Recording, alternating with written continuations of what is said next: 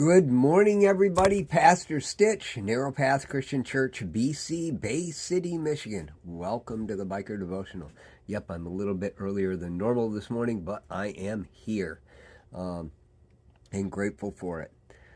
This morning it is April 29th, 2024. We are looking at Proverbs chapter 29, and I am going to look at verse 9 today.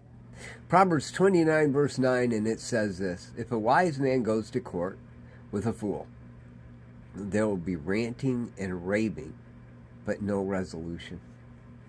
You know, as I was looking at this chapter today, there seemed to be a theme that I was seeing, and when I went back to pull that theme out to share it with you, it wasn't coming together the way I'd seen it before.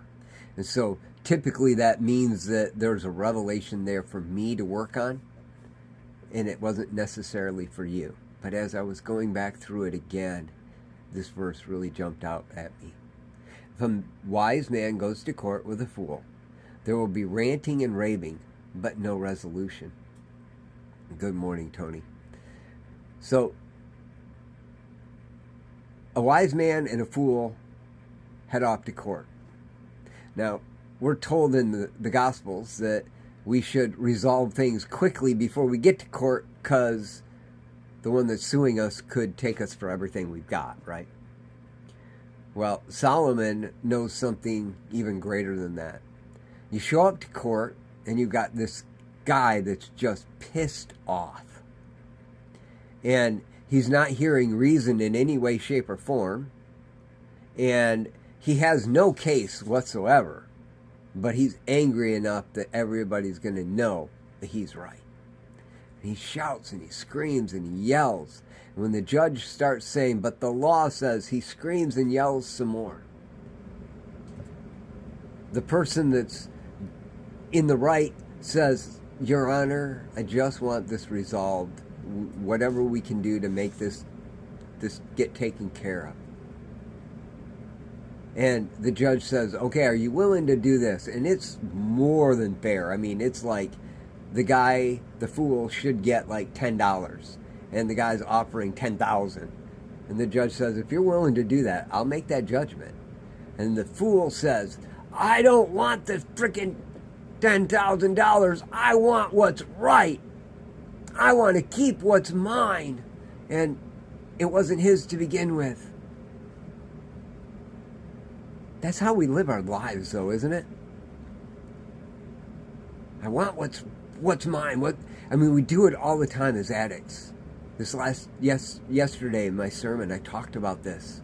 The fact that we get to step 7 and we go to God and we say, what do I need to do? But then when he tells us, we say, no.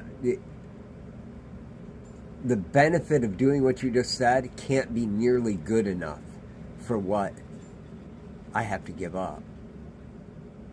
The rich man went to Jesus and said, what do I have to give up? What do I have to do to have eternal life? What do I have to do to live a kingdom life?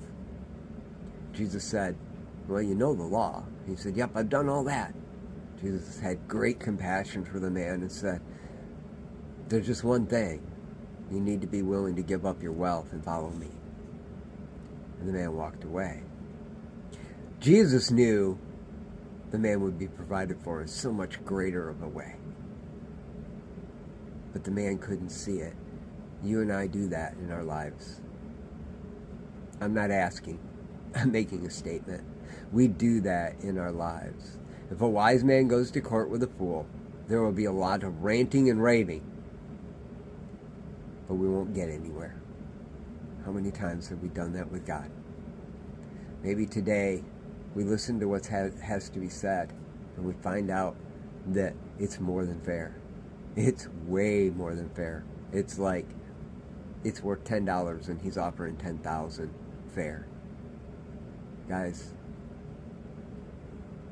it's time to make changes in our lives. I hope you're ready. Because if you are, you can share this message with someone else, and they'll get it too.